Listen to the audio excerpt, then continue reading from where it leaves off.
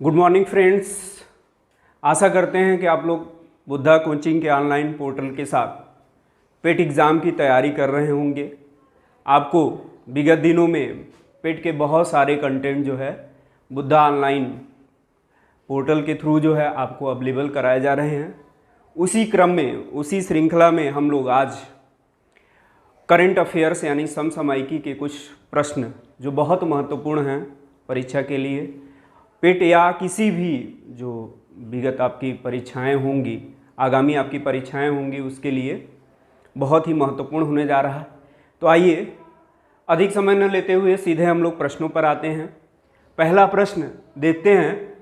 पहला प्रश्न देखिए बोर्ड पर शो भी कर रहा है कि 5 फरवरी 2022 को प्रधानमंत्री नरेंद्र मोदी ने हैदराबाद में स्टैचू ऑफ इक्वेलिटी, ध्यान दीजिएगा, स्टैचू ऑफ इक्वेलिटी प्रतिमा का उद्घाटन किया है।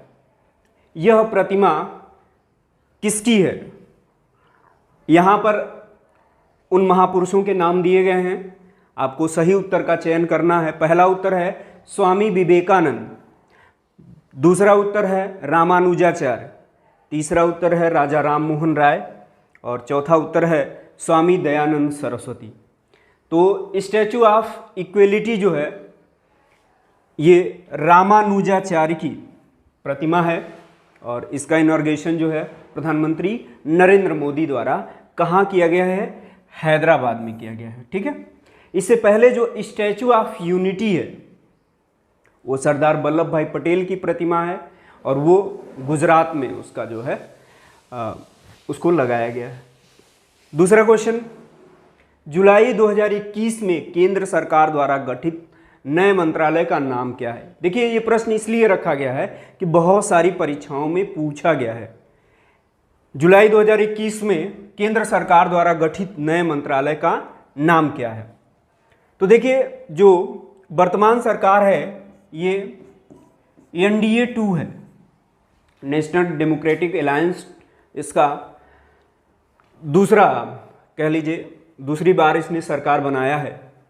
तो NDA 2 ने अपने कार्यकाल में जिस मंत्रालय का गठन किया है उस मंत्रालय का नाम है सहकारिता मंत्रालय और भारत के पहले सहकारिता मंत्री हैं अमित शाह।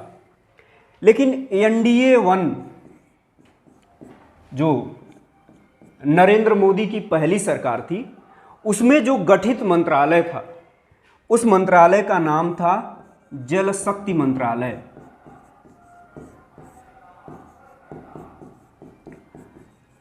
ठीक है, तो ध्यान रखिएगा जल शक्ति मंत्रालय का संबंध NDA 1 से है और सहकारिता मंत्रालय का संबंध NDA 2 से है।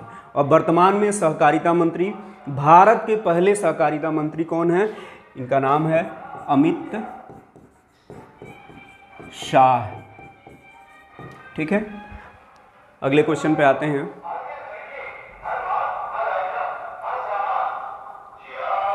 वर्ष 2023 में G20 के बारे में बता दें आपको कि G20 का मतलब ग्रुप 20 है। ये विश्व की 20 उभरती हुई अर्थव्यवस्थाओं का समूह है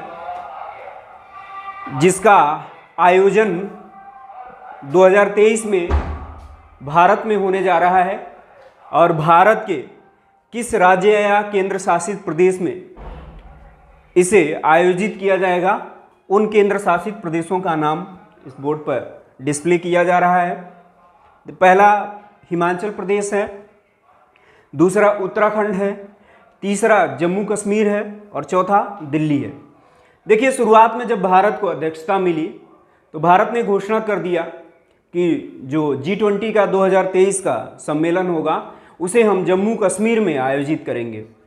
इसको लेकर बहुत हल्ला मचने लगा। पाकिस्तान भी और भी जो देश कुछ आप जानते ही हैं, खास करके पाकिस्तान और चीन इस पर थोड़ा आपत्ति जताने लगे। तो इसको देखते हुए भारत सरकार ने उसका आयोजन स्थल बदल दिया है। अब यह दिल्ली केंद्र शासित प्रदेश के नई दिल्ली में आयोजित किया जाएगा, नई दिल्ली में आयोजित होगा और यह दिल्ली केंद्र शासित प्रदेश के अंतर्गत है। ठीक है, अगले क्वेश्चन की तरफ चलते हैं। किस शहर में भारत का पहला बुलेट ट्रेन स्टेशन होगा? आपको पता है कि बुलेट ट्रेन परियोजना जो मुंबई से अहमदाबाद के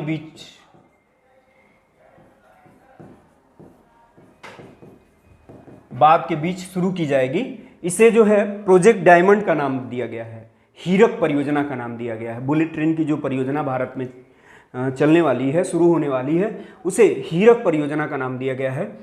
और अहमदाबाद से मुंबई को जोड़ते हुए ये बुलेट ट्रेन चलेगी। इसका जो पहला स्टेशन होगा वो होगा सूरत। ठीक है, ध्यान रखिएगा, क्वेश्चन कई परीक्षाओं में पूछा गया है। इसका पहला स्टेशन कहाँ होगा? सूरत है। इसका स्क्रीनशॉट आप ले लीजिए, बहुत इंपॉर्टेंट है। अगले क्वेश्चन की तरफ चलते हैं। प्रतिवर्ष पराक्रम दिवस किसकी जयंती पर मनाया जाता है? बहुत इंपॉर्टेंट क्वेश्चन है, कई परीक्षाओं में पूछा गया है और बहुत चर्चा में भी रहा है पराक्रम दिवस। नेताजी सुभाष चंद्र बोस की जयंती को पराक्रम दिवस के रूप में मनाया जाता है। 23 जनवरी को पड़ता है, तो ध्यान रखिएगा। इसके अलावा आप जानते हैं महात्मा गांधी की जो जयंती है वो 2 अक्टूबर को है। शहीद भगत सिंह का जो है सितंबर में है। तो जनवरी में नेताजी सुभाष चंद्र बोस की जयंती है जो 23 जनवरी को है, और इसे भारत सरकार जो है प्रतिवर्ष जो है पराक्रम दिवस के रूप में मनाया जाएगा। ठीक है, स्क्रीनशॉट ले लीजिए। अगला, ब्रांड फाइनेंस 2022 ग्लोबल 500 रिपोर्ट के अनुसार सबसे मूल्यवान ब्रांड कौन सा है? ठीक है, देखिए जो ब्रांड फाइनेंस 2022 की ग्लोबल 500 रिपोर्ट है उसमें विश्व का सबसे मूल्यवान जो ब्रांड है उसको वो है एप्पल। ठीक है, तो ये इम्पॉर्टेंट हो सकता है आपके लिए, इसका भी स्क्रीनशॉट ले लीजिए। विश्व का सबसे मूल्यवान ब्रांड पूछा जा सकता है, किस रिपोर्ट के अनुसार है? ग्लोबल 500 रिपोर्ट के अनुसार, और वो कौन सा है? एप्पल है। ठीक है,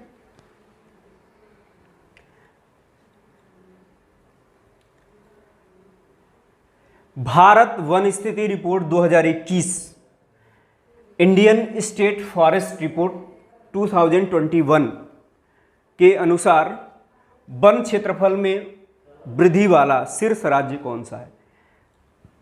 ये जो रिपोर्ट है भारत वन स्थिति रिपोर्ट, ये हर 2 साल पर इसे प्रकाशित किया जाता है, और 2021 में ये रिपोर्ट आई है। अगली जो रिपोर्ट आएगी वो 2023 में आएगी।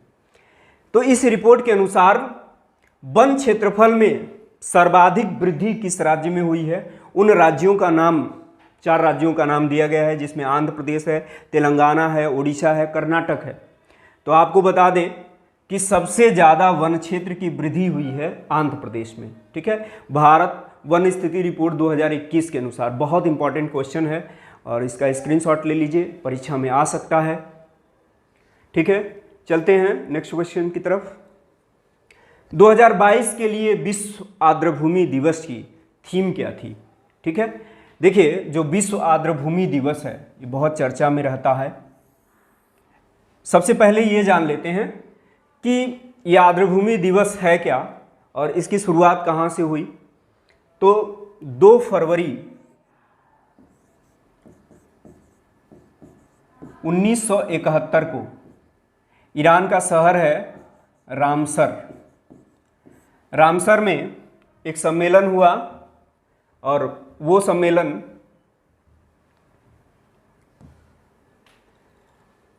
विश्व की आर्द्रभूमियों से संबंधित सम्मेलन था, जिसके आधार पर इसे रामसर सम्मेलन का नाम दिया गया। ठीक है, तो याद रखिएगा ये 2 फरवरी 1971 को ईरान के रामसर शहर में सम्मेलन हुआ है। तो प्रतिवर्ष हम 2 फरवरी को विश्व आर्द्रभूमि दिवस मनाते हैं, और विश्व आर्द्रभूमि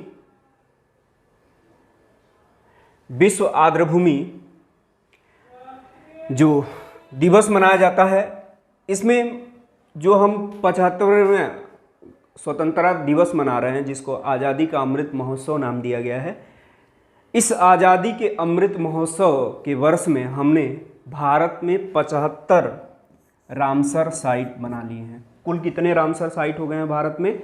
75 रामसर साइट हो गए हैं। ये भी इम्पॉर्टेंट है कि आज़ादी का अमृत महोत्सव के साल में हमने भारत में कितने रामसर साइट की घोषणा कर दी है, तो 75 रामसर साइट। इसमें सबसे ज़्यादा 14 रामसर साइट तमिलनाडु में है।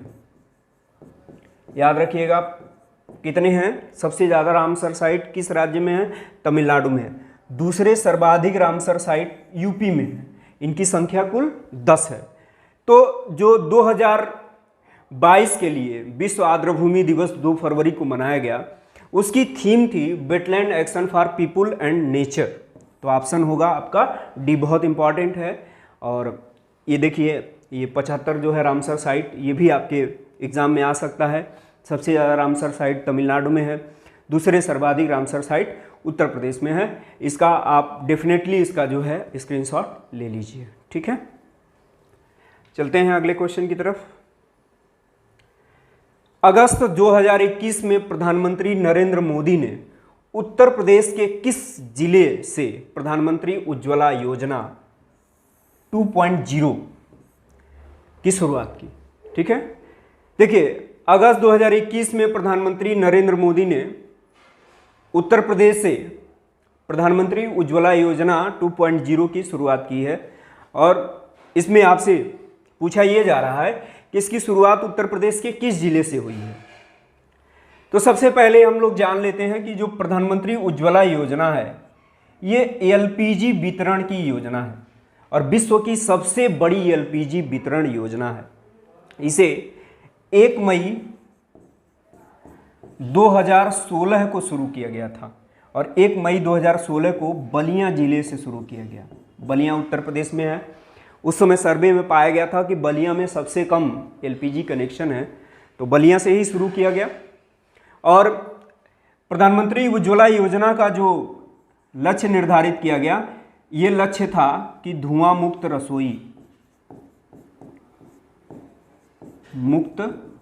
रसोई, ठीक है। काफ़ी सफल योजना रही, बहुत सराहा गया। देश स्तर पर भी विश्व स्तर पर भी इस योजना को सराहा गया और इसके सफलता को देखते हुए इसका दूसरा संस्करण भी लॉन्च किया गया। और दूसरे संस्करण की शुरुआत भी उत्तर प्रदेश के एक ज़िले से हुई है, जिस ज़िले का नाम है महोबा, ठीक है। तो देखिए उत्तर प्रदेश से रिलेटेड है, क्वेश्चन आ सकता है। आप डेफिनेटली इसका जो है स्क्रीनशॉट ले लीजिए, ठीक है। चलिए अगले क्वेश्चन की तरफ चलते हैं। देखिए हम लोग जो पढ़ते जा रहे हैं, अगर आपको कहीं डाउट अगर हो तो आप कमेंट कर सकते हैं।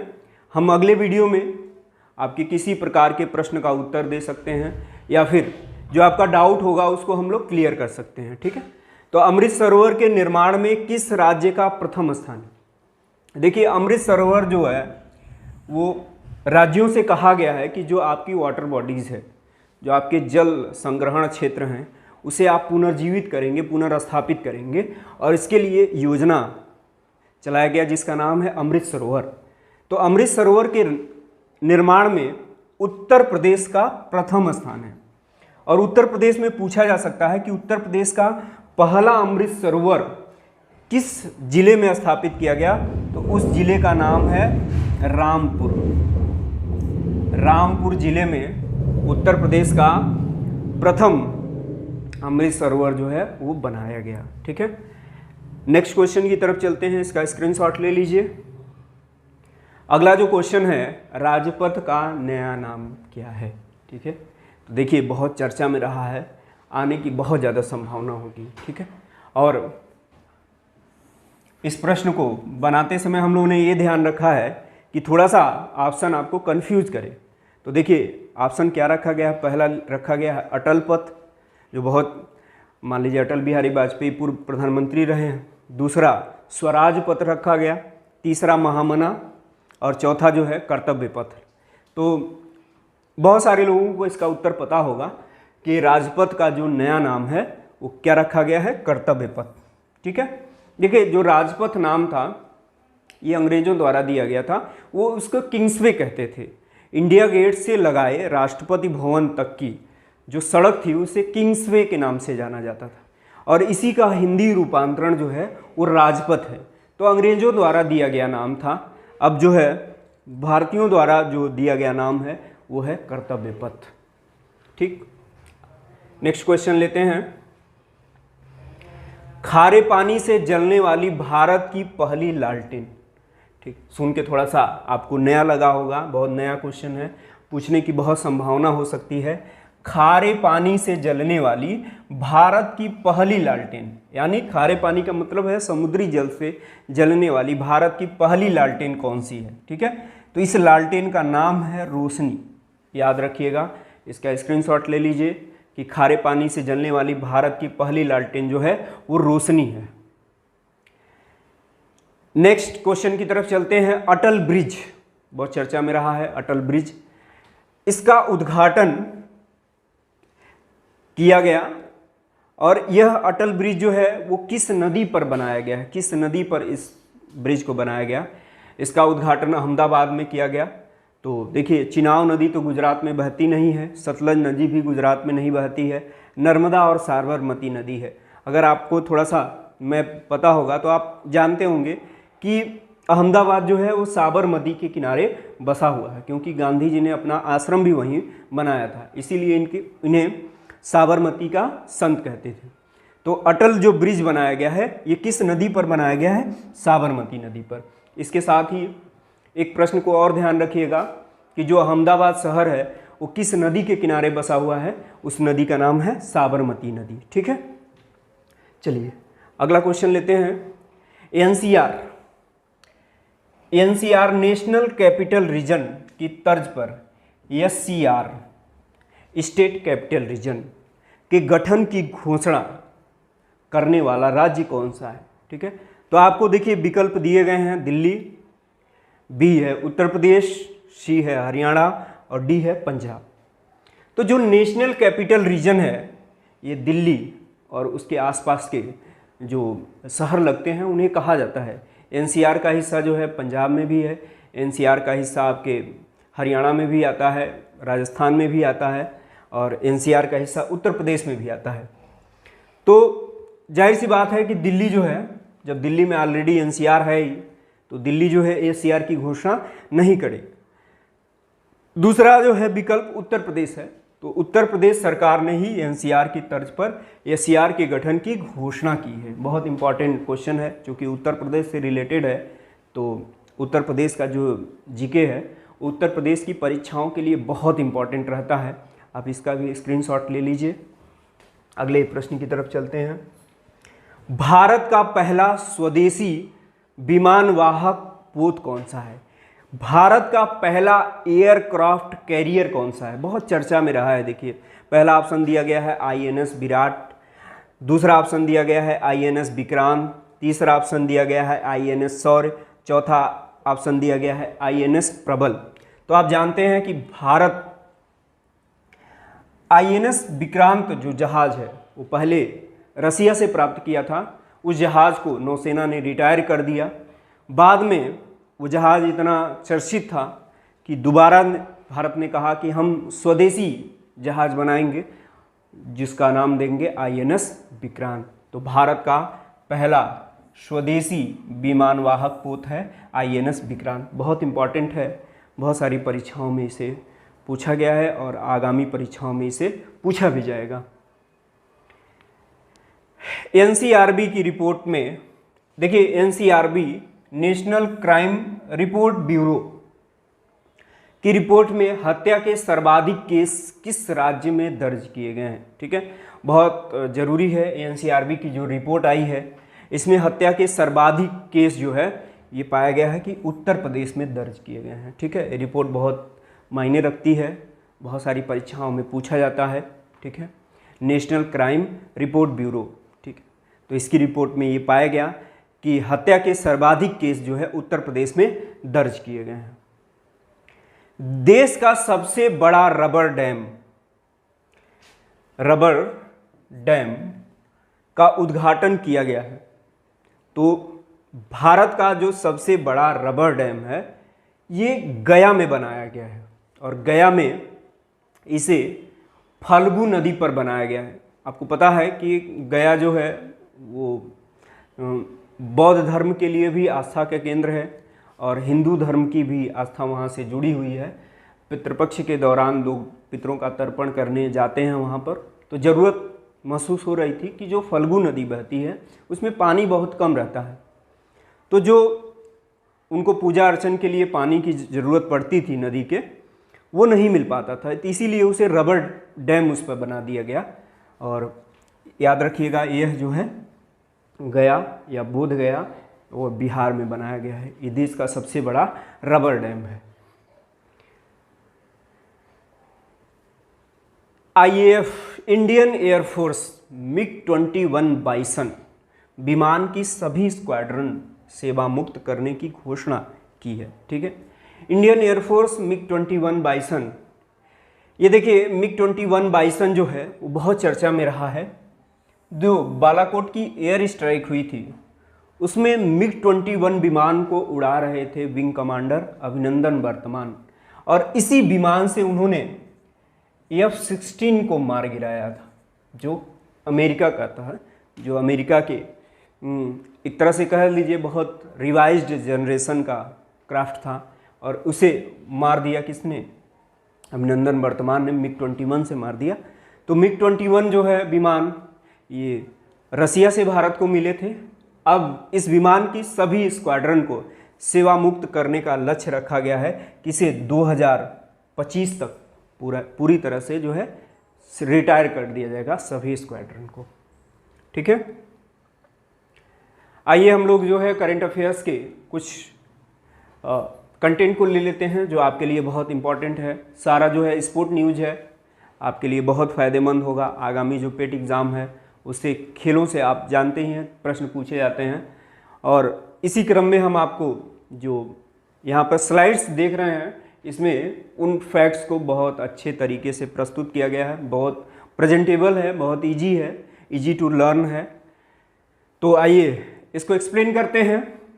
यहाँ पर एक खिलाड़ी का नाम देख रहे होंगे, रोजर फेडरर, बहुत लोगों को पता होगा, और आप जानते होंगे रोजर फेडरर बहुत फेमस टेनिस खिलाड़ी हैं जो स्विट्ज़रलैंड के रहने वाले हैं। क्यों ये इनका नाम बहुत चर्चा में है? इन्होंने लेबर कप, एक प्रतियोगिता हुई है लेबर कप, इसके बाद संन्यास की घोषणा कर दी है। आइए इनकी उपलब्धियों को देखते हैं। रोजर फेडरर ने अपने कैरियर में 20 ग्रैंड स्लैम जीते हैं। अब ग्रैंड स्लैम होता क्या है ये भी जान लीजिए कि जो 4 बड़ी प्रतियोगिता होती है, यहाँ दिख रहा है Australian open, Wimbledon, French open और यूएसए ओपन, इनको संयुक्त रूप से ग्रैंड स्लैम कहा जाता है। क्या कहा जाता है? Grand slam. साल का जो पहला ग्रैंड स्लैम होता है वो ऑस्ट्रेलियन ओपन होता है। हर साल ऑस्ट्रेलियन ओपन से शुरुआत होगी और साल का अंतिम ग्रैंड स्लैम जो होगा ये यूएस ओपन होगा। लेकिन अब इनमें सबसे बड़ा ग्रैंड स्लैम कौन सा है? तो सबसे बड़ा ग्रैंड स्लैम विंबलडन है जो लंदन में खेला जाता है। याद रखिएगा, विंबलडन जो है वो ग्रास कोर्ट पर खेला जाता है, ग्रास कोर्ट पर खेला जाता है। लॉन टेनिस है, और जो यूएस ओपन है ये क्ले कोर्ट पर खेला जाता है। इसको लाल बजरी भी कहते हैं। ठीक है,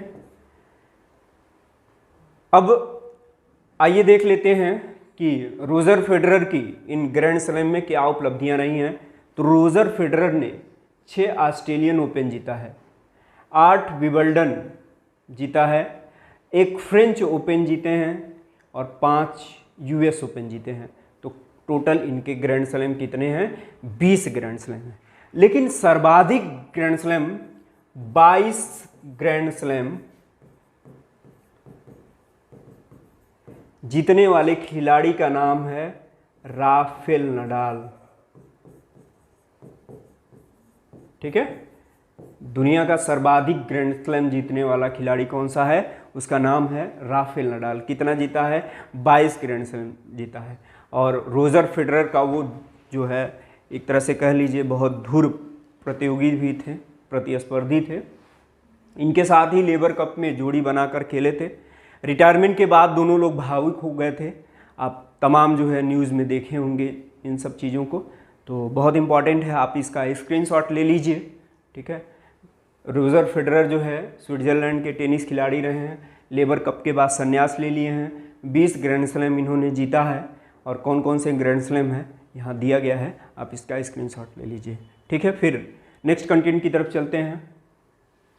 एशिया कप, देखिए अभी एक T20 मैच हुआ है जिसमें आप लोग बहुत इसके सुर्खियों पर बहुत नज़र बनाए हुए थे। तो एशिया कप 2022 बहुत महत्वपूर्ण है, तो इसे भी हम लोगों ने बहुत अच्छी तरीके से आपको यहाँ पर PPT बनाकर दिया है, और आप इसका स्क्रीनशॉट ले सकते हैं, इसको समझ सकते हैं। एशिया कप 2022 UAE में आयोजित किया गया है, और ये 15वां एशिया कप था। ठीक है, T20 फॉर्मेट है, यानी 20-20 ओवर के मैच खेले जाते हैं। आप कुल टीमें रही हैं 6 टीमें भाग ली थी, कुल मैच खेले गए 13। जो विनर टीम थी, विजेता टीम थी, वो थी श्रीलंका। इसमें जो उप विजेता टीम थी वो थी Pakistan. Player of the tournament, जो सर्वश्रेष्ठ प्लेयर रहा है पूरे टूर्नामेंट का, उसका नाम था वानिंदु हसरंगा। ये श्रीलंका का खिलाड़ी है, इसको प्लेयर ऑफ द टूर्नामेंट दिया गया है। सर्वाधिक रन 281 रन मोहम्मद रिजवान, ये पाकिस्तान के हैं, पाकिस्तान का खिलाड़ी है, इसने बनाया है। सर्वाधिक विकेट भारतीय क्रिकेटर जो है भुवनेश्वर कुमार द्वारा लिए गए हैं, और उसकी कुल संख्या कितनी है, 11 है। ठीक है, तो एशिया कप से इससे बाहर कोई क्वेश्चन नहीं आ सकता है। UAE में आयोजित किया गया है, T20 फॉर्मेट है, कुल 6 टीमें रही हैं, कुल 13 मैच खेले गए हैं। विजेता टीम श्रीलंका है, उप विजेता पाकिस्तान है। प्लेयर ऑफ द टूर्नामेंट जो है वानिंदु हसरंगा है। सर्वाधिक रन जो है मोहम्मद रिजवान ने बनाए हैं, सर्वाधिक विकेट भुवनेश्वर कुमार ने लिए हैं। ठीक है, इसका भी आप स्क्रीनशॉट ले लीजिए, बहुत इंपॉर्टेंट है। ठीक है, नए क्वेश्चन की तरफ चलते हैं, नए कंटेंट की तरफ।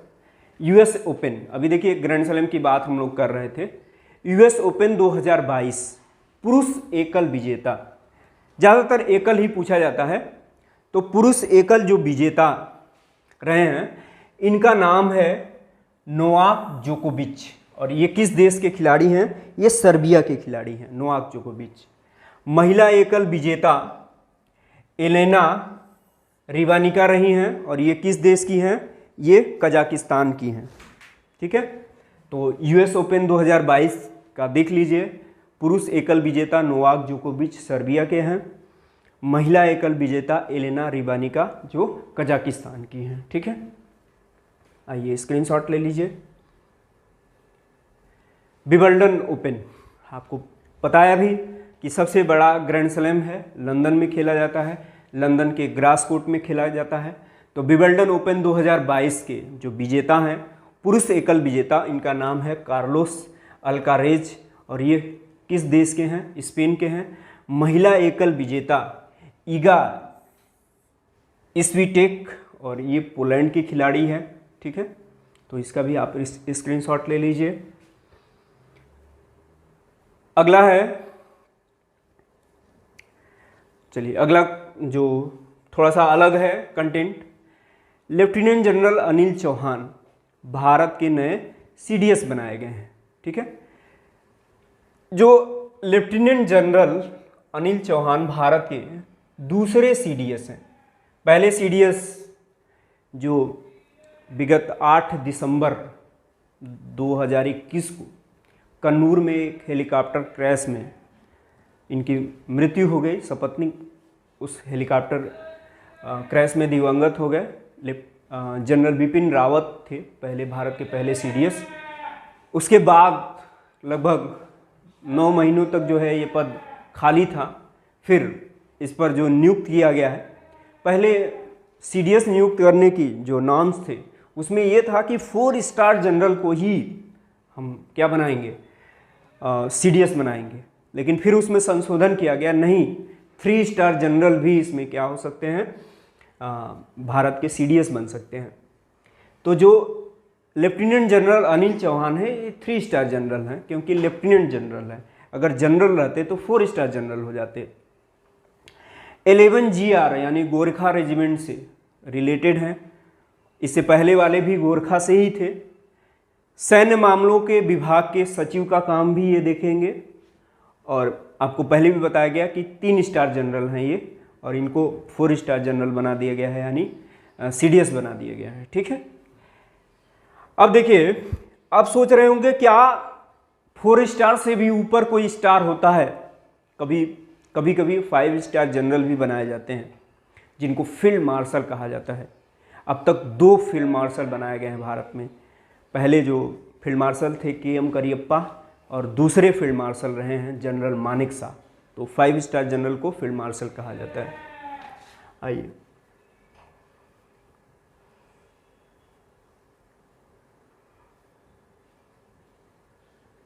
ठीक है, तो आशा करते हैं कि आपको यह समसामयिकी की जो श्रृंखला है वो बहुत अच्छी लगी होगी। और जो भी आपके क्वेश्चन होंगे, जो भी आपके तरह तरह के जो आप प्रश्न पूछना चाहेंगे, तो स्वागत है, आप कमेंट कर सकते हैं। ठीक है, आगे भी हम लोग प्रश्नों की श्रृंखला जारी रहेंगे पेट एग्ज़ाम के लिए। तो लगे रहिए, तैयारी करते रहिए, ऑनलाइन पोर्टल देखते रहिए। तो बुद्धा के साथ जो है आपका जो पेट एग्ज़ाम की तैयारी हो वो बहुत आसान हो, और आपके उज्जवल भविष्य की कामना करते हुए आज का ये सेशन यहीं समाप्त करते हैं। बहुत बहुत शुभकामनाएं।